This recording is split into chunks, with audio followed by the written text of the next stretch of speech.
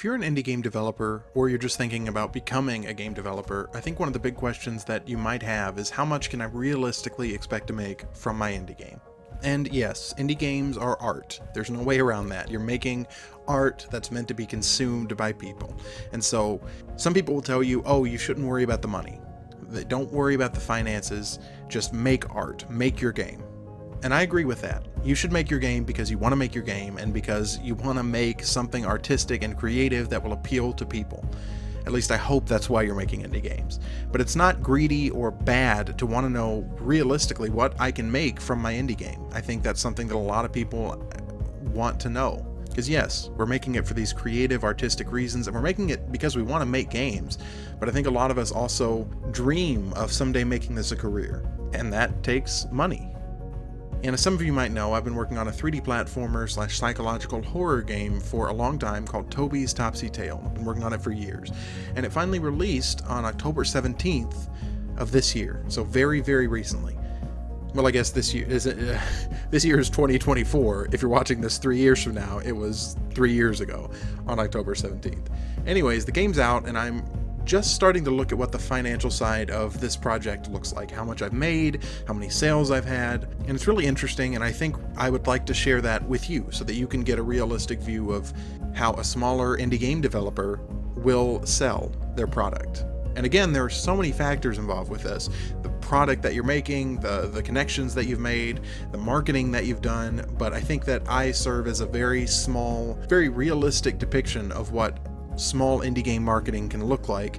And I hope that by talking about these things with you and by being just very candid and realistic, that I can help you understand whether or not going into indie game development is right for you. Again, sometimes it's a jackpot. Sometimes there are a lot of factors that are outside of your control. Sometimes those factors are in your control. But I hope that just by learning about what I've made, it can help you on your journey.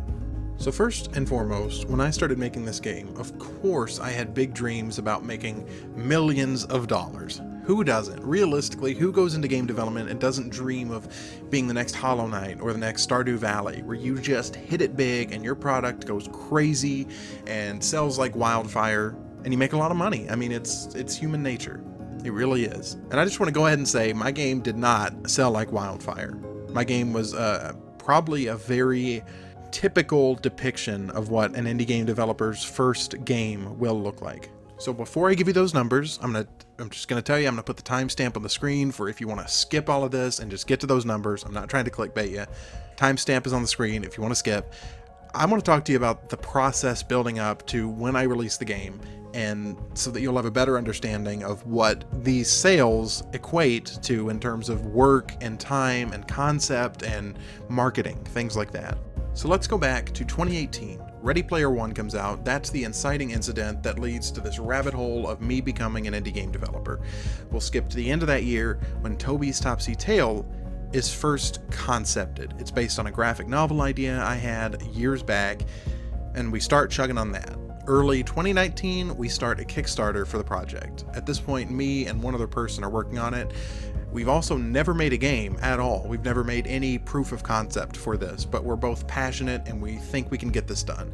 I'm going to handle the art and the level design, and my partner was going to handle the coding and the animation.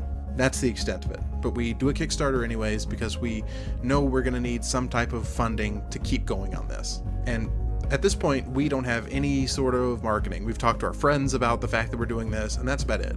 But we launched this Kickstarter. We set our goal at what I think is a very reasonable $1,500, and we launch it. We get it going. And I'm not sure how it will go. And then, slowly, we start getting donations. And then very quickly, Kickstarter actually starts promoting us as games that they like, as projects they like. And that's exciting because it gets more funding coming in. And at the end of the project, we have our funding goal hit and 50 backers that have supported us, which is incredible because we just have a concept that we're shooting at and a dream that we're pitching. And we hit our goal and we're excited. We have 50 people that are now very excited about our project. And then we start working on it. And I'm gonna skip all the drama because it's honestly irrelevant and just say that in the end, I ended up working on this project by myself.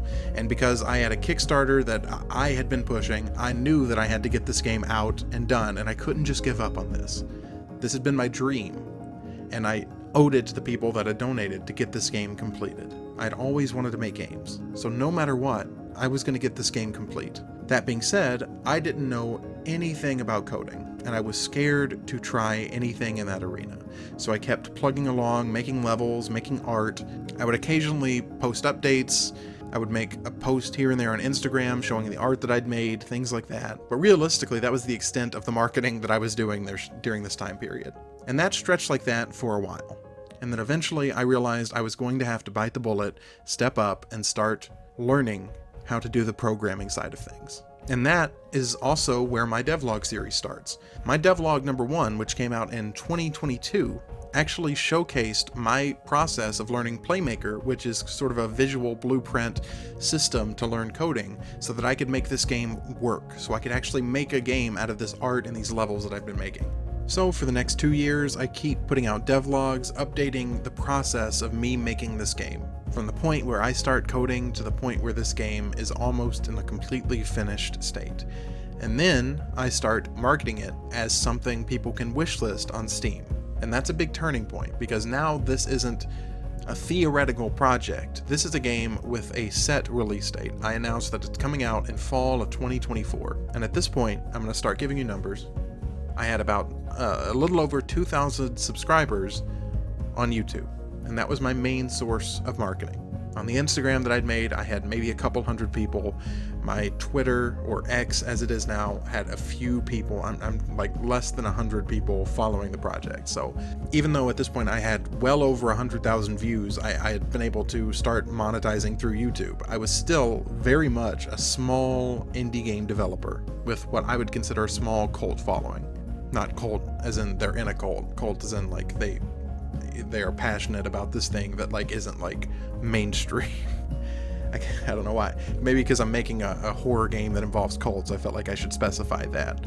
So that's where I'm at. I've got almost no following outside of YouTube and the Discord that went along with YouTube, and there were just a couple thousand subscribers on the YouTube when I started pushing the wish lists. And by the time the game was ready to come out, I had about 300 wish lists. At this point, I've chosen to sell the game for $11.99, which was up from $9.99 when I originally started planning to release. This is because I had several people play my game and say, hey, this is worth more than $10. And also people who have seen the process that I've gone through to make this game also telling me that it's worth more than $10.